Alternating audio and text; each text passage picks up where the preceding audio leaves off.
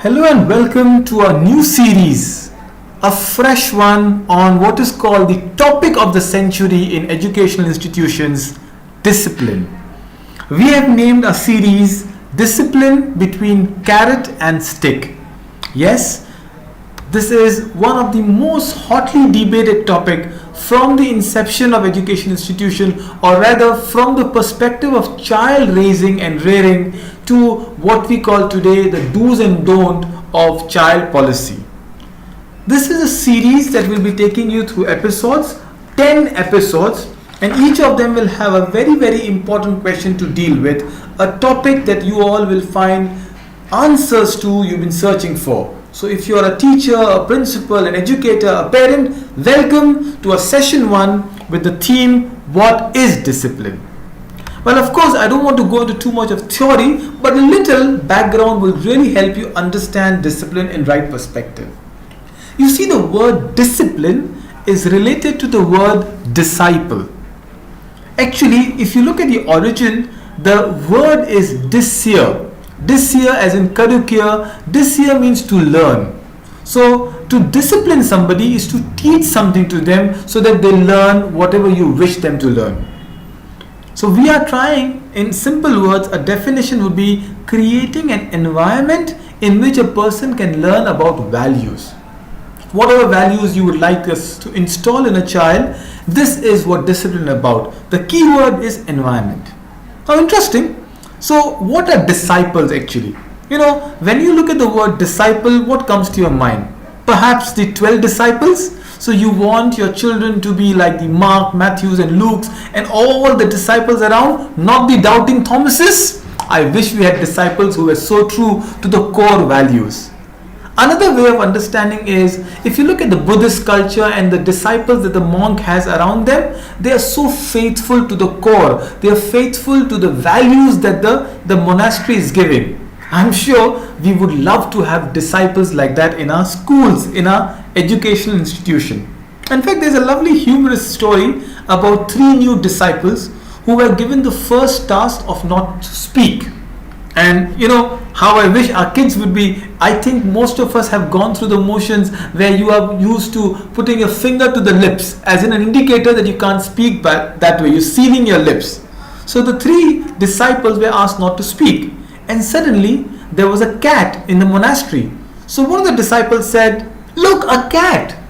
So other one said, "You just spoke and you broke your vow. The promise, the covenant, you broke it." And the third disciple says, "You both are out because you both spoke and I'm still quiet." I think that's what discipline is all about. Our children do not understand that they've broken a rule because they did not understand what the rules were. So many times you find parents come and say, "Behave properly," and then they never explicitly mention to a child what a good behavior is about. This is what I mean by the true word discipline, because we are trying to discipline a child without telling them the consequences of bad behavior or even actually explaining what you mean by a bad behavior. The topic that we took up was from a phrase, the carrot and the stick. It's a metaphor for using a combination of reward and punishment to induce a desired behavior. So it is based on the idea of a cart driver who dangles a carrot in front of a mule and smacking the rear with a stick. So either you take the carrot, you move ahead, or if you don't, there's a stick waiting for you. Of course, we are not looking at the corporal punishment, which is a big no-no, but yet I have been to institutions, I've been to schools who tell me astonishingly and without any remorse, they say, "Sir, my students are from one of the worst ghettos in town. If I don't beat them, they're not going to understand. They're used to being slapped all around." And I said, that does not matter to me. You cannot hit them. And then they come up with the old acronym or old metaphor, the idiom, spare the stick and spoil the child. I'll rather have a very spoiled child than one who's been given stick all the time and it doesn't care for any law, any enforcement, any kind of punishment. So what it comes up with, you see, discipline is a noun, as a word. It is more like making people obey rules or a code of behavior where justifying punishment to correct disobedience. Strange, isn't it? I'll repeat what I said. It is a training for people to obey rules or a code of behavior where justifying punishment to obtain a correct behavior. Look at the synonyms people use for discipline, and these are common synonyms found on the internet on thesaurus, where you find out control, regulation, direction, order, authority, rule, strictness, a firm hand. And you start understanding that no, this is not the kind of discipline I want to instill in my children. I want to have, these are not the value driven discipline. So what is then discipline? So I come with a beautiful analogy of discipline is a habit. A disciplined person is more likely to be successful in life than anyone else. And I think there are theories that backs us up. One of the best book I read on instilling habits, which is in short discipline, is The Power of Habit by Charles Duhigg. And he explains with a metaphor of a mice in a cage, but the idea is the power of a habit. And if you can give routine to your students, this routine is what discipline is about. Look at a successful athlete, say Michael Phelps or Usain Bolt. Look at the way they are away from junk food, the way they wake up, the way they train. If you've seen Michael Phelps, he met with an accident and yet he was in the water, and splashing water, it gave him strong calf muscles. Or Usain Bolt, who says, I run with tire in the sand, and it gives him the energy to push a little harder, because he said these nanoseconds that make you win a gold or not at all. And that's what discipline is about. Or someone else, you're not only physical routine I'm talking about. Someone like him, who am I talking about? This is a whiz kid. And who is the whiz kid? It's of course our Magnus Carlsen, the chess champion. And Magnus Carlsen says his routine is very, very disciplined. He plays sports, he enjoys, he hangs out. He's a very social person. Someone for a chess prodigy, you expect them to be a cutoff. No. He says, but I have my routine and I know what to use. I know how much is the limit. He eats healthy, he sleeps well, his wake up time are defined, and that's what we're looking into. We're looking into a discipline without fear.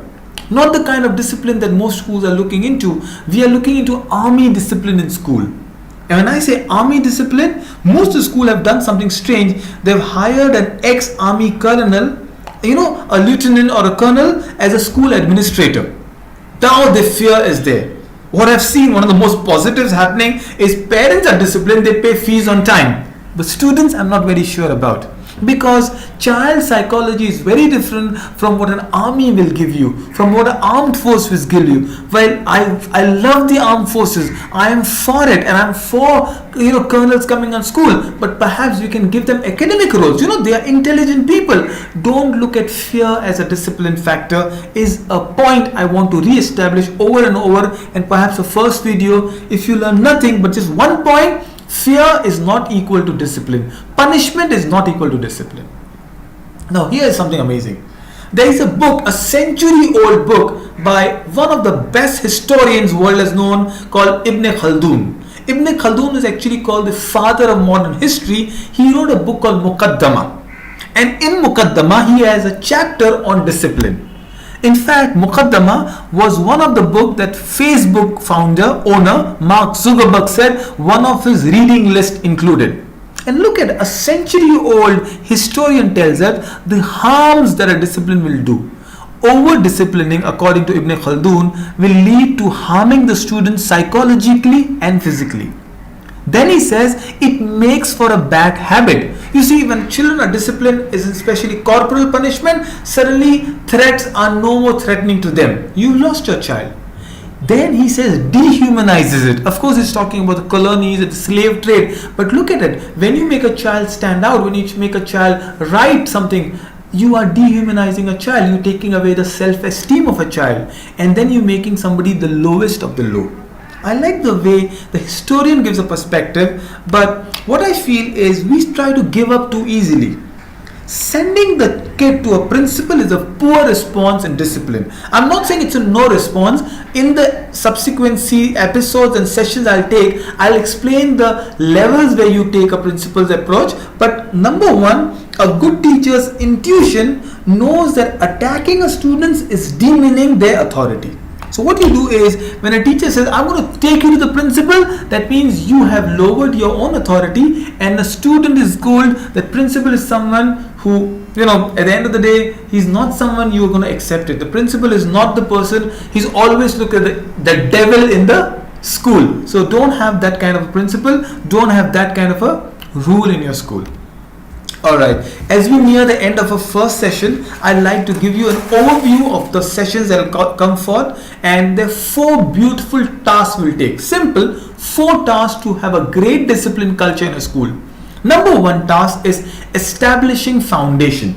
What I mean by establishing foundation is the teacher's relationship with students. And believe me, it's effective for all classes. In fact, it's enough for primary and secondary classes, early secondary classes, I mean till grade 6, it's enough. For a teacher's rapport is enough. As you go higher, probably you'll need different approaches, but that's number 1. Number 2, task 2 is eliminating disruption. What I mean by is, sometimes discipline is a result of a lot of mess around. It is maybe the teacher is not clear, the body language is not good. Number 2, it could be, some kind of consequences escalating. There are a lot of disruptions already in a child's mental zone. He doesn't want physical disruption. Remove the disruptions, and believe me, you'll have a healthy discipline culture. Task 3, approach 3 is create a climate of high achievement. Move away from a teacher controlled classroom to an internal control of the students. We are looking at a student democracy. Class achievement happen when the students feel good about themselves and the institution. And task number 4, we'll talk about that in great detail, dealing with very resistant students. There are no bad students, believe me. The students are resistant. This is hard to crack. Once you understand their code, their genome, believe me, everybody has some inclination. You need to figure that out, and believe me, you'll have great students. So 4 tasks. Number 1, establishing foundation. Number 2, eliminating disruption. Number 3, establishing a climate of high achievement. And number 4, dealing with very resistant students. These are approaches as we go ahead in a new session that will explain what good discipline is.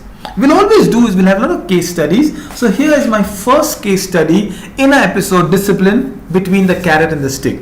So as we go higher in the classes, we'll take up bigger scenarios. Let's start with what we call a kindergarten classroom. So you have a teacher, Freda, and she has a situation on her hand. Suddenly, this lovely little girl, Shaima, comes to the teacher and says, Qasim, the boy next door, called me liar, liar, pants on fire. And he didn't shout. And he didn't stop. The boy was teasing me. So now, the teacher Freda has a discipline problem on hand, maybe a very small one. Who does she deal with? Does she respond to this girl, Shaima, or does she respond to the boy, Qasim? And this is amazing. In a small decision that she took, the teacher took control of the class. What she did is, the teacher took Qasim by the hand and said, come here and help me. Do I have enough markers for the whiteboard? In one moment, one simple move, our teacher did 4 beautiful things. She removed this boy from the conflict zone. Number 2, she distracted him from the joy of teasing. You see, the word joy, it's fun to be a bully. It's fun to tease somebody. It's fun to make faces. She distracted him from this very joy, the pleasure that he was getting of teasing the little Shaima. She took him away. Number 3, she gave him attention, so very vital in having a great discipline culture. And number 4, she made him feel useful.